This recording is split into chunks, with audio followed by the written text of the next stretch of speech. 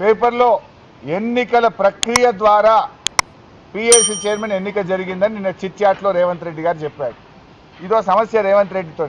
చిట్చాట్లో చెప్తాడు, నేనేడన్నా అంటాడు. నేను అన్నే లేదంటే, ఎందుకంటే దానికి ప్రూఫ్ ఉండదు కదా, వీడియో ఉండదు. ఇప్పుడు గతంలో ఢిల్లీలో చిట్చాట్ చేసిండు. ఏమన్నాడు? అదానికి ఓల్డ్ సిటీ అప్పచెప్తా అన్నాడు. ఏం సంగతే, నువ్వు ఎట్లా అప్పచెప్తావు అదానికి ఓల్డ్ సిటీ అని మేము అడిగితే అసెంబ్లీలో ఏమన్నాడు? నేనేడే చెప్పిన, పేపర్ వాళ్ళు తప్పు రాసిరు అన్నాడు. ఇది కూడా నిన్న ఢిల్లీలో చెప్పిండు చిట్చాట్లో. ఏమని? పిఎస్సి చైర్మన్ ఎన్నిక ఎలక్షన్ ద్వారా జరిగింది అన్నాడు. జరిగిందా ఎలక్షన్? ఎలక్షన్ కాదు, సెలక్షన్ ద్వారా జరిగింది. ఎలక్షన్ ఎక్కడ జరిగింది? నేను అడుగుతా ఉన్నా. ఒకవేళ నామినేషన్లు ఎక్కువ సంఖ్యలో వస్తే ఒక నామినేషన్ను తిరస్కరించాలంటే రాజ్యాంగం ప్రకారంగా ఎన్నిక జరగాలి. అసెంబ్లీలో ఎన్నిక పెట్టి సింగిల్ ఓట్ మెజార్టీ ద్వారా ఎలిమినేట్ చేయాలి కదా. ఎన్నిక జరిగిందే, బులెటిన్ ఇచ్చింది. It is not election, it is the selection of Revanth Reddy. ఎందుకంటే ఎలక్షన్ జరిగితే స్పీకర్ గారు శాసనసభ విలువాలి కదా. శాసనసభలో నేను వేసిన నామినేషన్ను తిరస్కరించాలంటే అది స్పీకర్ గారు కాదు, సభ నిర్ణయించాలి. ఎలక్షన్ ప్రక్రియ ద్వారా నిర్ణయించాలి తప్ప ఒక వ్యక్తులు నిర్ణయించడం కాదు. అంటే నోరిప్పితే అబద్ధాలే.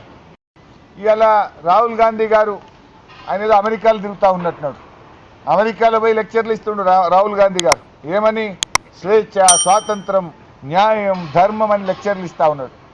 అయ్యా రాహుల్ గాంధీ గారు, నువ్వు అమెరికాలో లెక్చర్లు తర్వాత ఇద్దు కానీ నీ కాంగ్రెస్ పాలనలో ఉన్న తెలంగాణ రాష్ట్రంలో జరుగుతున్న అణిచివేతలను, ఆంక్షలను, రాజ్యాంగ ఉల్లంఘనల గురించి మాట్లాడాలని చెప్పి నేను రాహుల్ గాంధీ గారిని డిమాండ్ చేస్తూ ఉన్నా. ఎందుకంటే ఈరోజు ఎమ్మెల్యేల పార్టీ ఫిరాయింపు కానీ, ఆ పార్టీ ఫిరాయింపు మీద హైకోర్టు ఇచ్చిన తీర్పు కానీ, పిఎస్సి చైర్మన్ నియామకం కానీ, ఇవన్నీ కూడా రాజ్యాంగ ఉల్లంఘనలు. ఈ రాజ్యాంగ ఉల్లంఘనల నుంచి దృష్టి మరల్చడం కోసం రేవంత్ రెడ్డి గారు దీన్ని ఒక లా అండ్ ఆర్డర్ సమస్యగా, ఇదేదో కౌశిక్ రెడ్డి, గాంధీల మధ్య, వ్యక్తుల మధ్య కొట్లాటగా దీన్ని చిత్రీకరించడానికి ఆయన కుట్రబంతా ఉన్నాడు. ఇలా ముఖ్యమంత్రి గారు ఆయనే దీనికి మూల కారణం. ఎందుకంటే ముఖ్యమంత్రి గారు ఆయన నోరు అదుపులో పెట్టుకోవాలి. ఆయన మాట్లాడే భాష బజారు భాష, రెచ్చగొట్టే విధంగా ముఖ్యమంత్రి గారే మాట్లాడతారు. పేగులు తీసి మెడలు వేసుకుంటా, లాగులలో తొండలు జరగొట్టా అని పిచ్చి పిచ్చిగా ముఖ్యమంత్రిగా ఉండి రాగద్వేషాలకు అతీతంగా ప్రవర్తించాల్సిన ముఖ్యమంత్రే రెచ్చగొట్టే విధంగా మాట్లాడితే డెఫినెట్గా కింద మీ కార్యకర్తలు కూడా అట్లనే చేస్తారు కదా. ఇప్పుడు ఇదే గాంధీ అయినా దానం నాగేందర్ బీఆర్ఎస్లో పనిచేసిండ్రు. కేసీఆర్ నాయకత్వంలో పనిచేసినప్పుడు ఎట్లున్నారు, రేవంత్ రెడ్డి నాయకత్వంలో పనిచేస్తే వాళ్ళ వ్యవహారం ఎట్లున్నది? 10 ఏళ్ళు కేసీఆర్ నాయకత్వంలో ఎప్పుడైనా మాట్లాడినరా వీళ్ళు? ఈ రకంగా రౌడీల్లాగా వ్యవహరించిండ్రా? ఇవాళ ఎందుకంటే యథా రాజా తదా ప్రజ అన్నట్టు రేవంత్ రెడ్డి భాష, రేవంత్ రెడ్డి విధానం వల్ల ఇవాళ వాళ్ళ నాయకులు కూడా అట్లే మాట్లాడుతున్నారు. ఇవాళ వాళ్ళ మంత్రి కూడా మాట్లాడిండు, కోమటిరెడ్డి వెంకటరెడ్డి.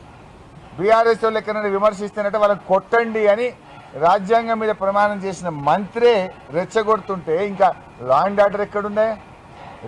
ఇవాళ రివ్యూ చేయాల్సింది ఫస్ట్ నిన్ను నువ్వు రివ్యూ చేసుకోవాలి, నీ మంత్రుల్ని రివ్యూ చేయాలి. నువ్వు చక్కగా లేవు ఫస్ట్. ఇవాళ మమ్మల్ని అందరినీ హౌస్ అరెస్ట్ చేసిండ్రు.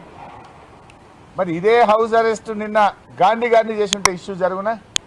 ఇవాళ హైదరాబాద్లో ఉన్న బీఆర్ఎస్ ఎమ్మెల్యేలను హౌస్ అరెస్ట్ చేసిండ్రు, మాలాంటి వాళ్ళని హౌస్ అరెస్ట్ చేసిండ్రు. మరి నిన్న గాంధీ గారిని ఎందుకు హౌస్ అరెస్ట్ చేయలేదు? దీంతో తేట తెల్లం కదా. నువ్వే దాడి చేయమని గాంధీకి ఎస్కాట్లు ఇచ్చి, పైలట్లు ఇచ్చి దగ్గరుండి నువ్వు దాడి చేయించినావు. కానీ అదే బీఆర్ఎస్ ఎమ్మెల్యేలనేమో హౌస్ అరెస్ట్ చేసినావు. ఇవాళ రాష్ట్ర ప్రజలకు అర్థమవుతుంది కదా. దీన్ని బట్టి స్పష్టంగా అర్థమవుతుంది. నిన్న నిజంగా నువ్వు గాంధీని హౌస్ అరెస్ట్ చేసి ఉంటే నిన్న కౌశిక్ ఇంటి మీద దాడి జరగదు కదా. మరి మమ్మల్ని ఎందుకు ఇవాళ హౌస్ అరెస్ట్ చేస్తున్నావు? దీన్ని బట్టి ఇది క్లియర్గా రేవంత్ రెడ్డి ఎజెండా. ఇది గాంధీ గారు చేసిన దాడిగా మేము భావించడం లేదు, రేవంత్ రెడ్డి గారు చేయించిన దాడిగానే మేము దీన్ని చూస్తూ ఉన్నాం.